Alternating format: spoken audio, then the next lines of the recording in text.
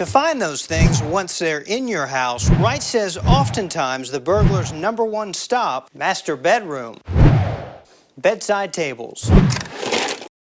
In 2008, Clayton put in 133 of these decorative crosswalks at a cost of $800,000.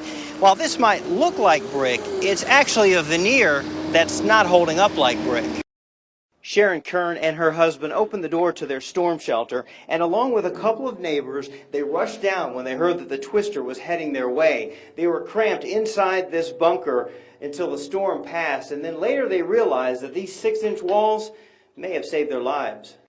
Here's what made all the difference in the world. This tiny sliver of paper. It comes off of many of the ballots here. They just trimmed it off of the side. The problem is that the ballots, some of them, not all of them, were a little bit too wide so they wouldn't go into the machine.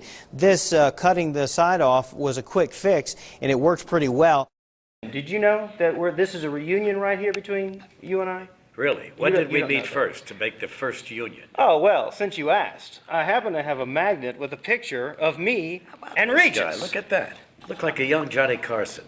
Are you talking about yourself or me? You! Oh, well, that's a compliment. I think so. All very pleasant at first until Regis, who spoke to nearly 1,000 people at Chaminade College Preparatory School about his new book, How I Got This Way, drew out this confession from me. Excuse me. You haven't read the book yet? I have read the foreword by David. Have you read the book yet? I've read the foreword. And you come on television at your NBC station. Yes. You know, KSDK. And you're telling me you haven't read the book yet? You had an assignment to make. Your job was to talk to Regis about the book, and you didn't do it. I'm sorry, folks. I'm sorry. But the tables soon turned when Regis confessed that during the 3 years in the 1970s when he had a live show in St. Louis, he never lived here. But I loved my time in St. Louis. I really We weren't did. good enough for you here in St. Louis. Oh, look at this. Mike coming back strong here. No, you were good enough. You were better than what I had out in California, to tell you the truth. Oh, no. Hold on. Oh, it's something in front. But all was well when I revealed my secret weapon to win the TV legend over. Got Philbin! You know, you could have given me a capital P here. You know what I mean? I didn't make this. I just bought it. You demanded. Mike Rush, News Channel 5. What's going on here with this guy? Who is he? News Channel 5's Mike Rush actually spoke with the man who shot and killed the intruder. And Mike, what a story this is. The homeowner says it was just bizarre. Here's how it happened. Authorities say a man came over here and grabbed one of these landscaping stones. You can see the one that he grabbed. That's the spot where it was. Had it in his hand, threw it through the glass that used to be behind this door, and then barged right into the house. The trade centers were full of offices and office furniture, desks and chairs. And we never saw a chair, never saw a desk. Along with their recollections, the men brought back with them their expertise. That, coupled with federal dollars made available after 9/11, led to this. A massive vehicle with just about every tool that you can think of. There are 5 of these in the St. Louis area, and they're able to handle just about any disaster. News Channel 5's Mike Rush joins us live from North St. Louis now with more. Mike? Okay, this is one way to stay cool, getting wet in a fountain. I wasn't intending to get quite this wet, but every time I go live, it seems like the wind blows the water on me. The kids, however, love it. For most of us who don't particularly want to get wet, we rely on air conditioners. So who would go without an air conditioner? Today I met a guy who does go without one. Hot!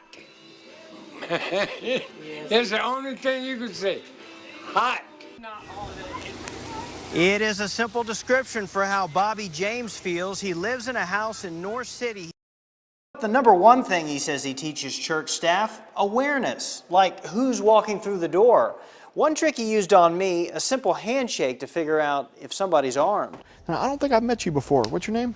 It's Mike. Mike, my name's Vaughn. It's great to meet you. With that elbow pat, Vaughn reads body language. A drop in the elbow could mean I'm protecting a hidden gun. Great to meet you. And that friendly tap on the side, a quick pat down. The technique, just one of several to train church greeters, ushers, and parking personnel.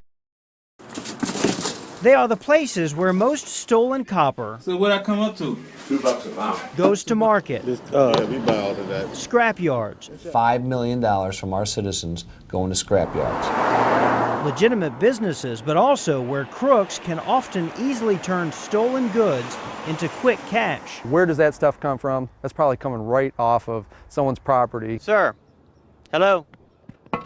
To find out how easily, we took our hidden camera inside. Do what you want, I don't care. And got results that had some scratching their heads I'm appalled that this happened. and others running for cover. Are you the owner of the place, manager? No, but I'm a guy who doesn't want to talk to you, so you better get out of my face. Our team visited several scrap yards, and most of the copper we brought clearly new, some still with the barcodes on them. And this coil still in the box. Huge red flag. Steve Parrish owns the copper. He bought it for repairs to his rental properties. I just can't believe that anybody that would see that coming through their door wouldn't know that that's stolen property. 5 of the 6 scrap yards we visited were willing to buy our copper without seriously questioning where we got it or why we were willing to sell new stuff for pennies on the dollar. This guy even removed the insulation from the new coil to get an accurate weight. Only one dealer I can't buy brand new copper, but flat out refused to buy our new copper. Why not? well, because we just can't. The police don't want us to buy it. Watching our findings, St. Louis City Police Captain Dan Howard is both encouraged and discouraged. Right there, that's priceless. All of the scrap yards followed the existing regulation governing the sale of copper in the city, Let's cover our ass, make sure it's not stolen stuff. asking for ID, but I wish people would be more inquisitive of why are you bringing a brand new coil to be scrapped. how you doing? At this yard where the worker removed the insulation, we wanted to talk to somebody about copper sales. Can't help you. You're Why gonna is have to that? talk to someone else. Who do we talk to? Nobody here. Do you ask? Another man, the owner, did talk and saw no need to ask questions about the questionable copper. What if we say, hey, what job is it left over and blah, blah, blah, not no way. A new ordinance Howard played a big part in writing will require scrap yards to ask. I'm actually shocked to hear you say that we purchased it. The Gubin brothers, 4th-generation scrapyard owners, spent time and money working with the police for tougher regulations. So they were shocked to see our footage of one of their workers accepting our copper.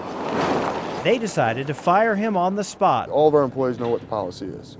So this was a mistake on their behalf, and take it for what it's worth, but they're going to have to suffer the consequences. Mike Rush. Do you work here? News Channel 5 cover story. In case you know, everywhere that you go in this mess, there is another story. Today we were driving just down the road over here, and I happened to glance over to my left, and I saw a guy carrying out dead dogs from what was left of his family home. 3 dead dogs on the road. So we stopped. I wanted to talk to the guy a little bit about that, but then I found out that those dead dogs were the very least of his family's problems. That family is missing a baby. Hi. This is the precious face nobody in Skylar Logsden's family has seen since the storm. These are the remains of the house the 16-month-old was in. My brother was laying on top of my mom and the baby and his ex-girlfriend trying to keep them safe, and I guess by the time it was all over with, they were all back down in that area laying on the ground, and nobody knew where he was. It's the type of job Animal neglect, animal abuse. where every day is a new adventure. Oh my God! We do have one deceased animal, one animal that's still alive. It keeps you on your toes.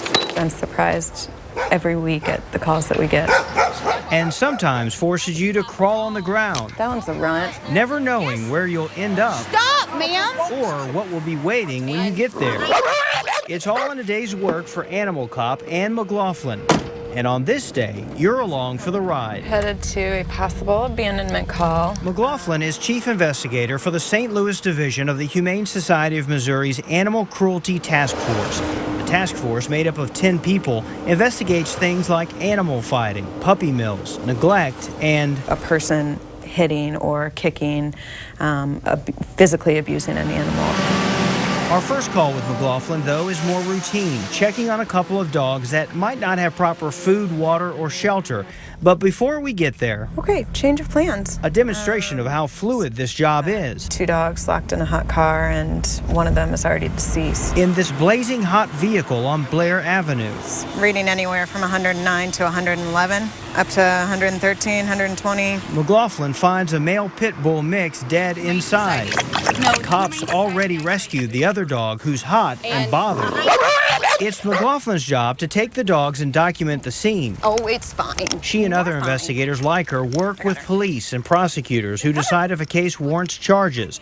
In this instance, police interview the upset owner, who says his ex had the dogs. They were left in the car about 6 hours earlier. Unfortunately, it happens all too often. Thank you for calling the Humane Society of Missouri. All the animal abuse calls statewide, At least, 100 or more a day? pour into the headquarters on Macklin Avenue. This is not adequate. Okay. Investigators are dispatched to those worth checking out.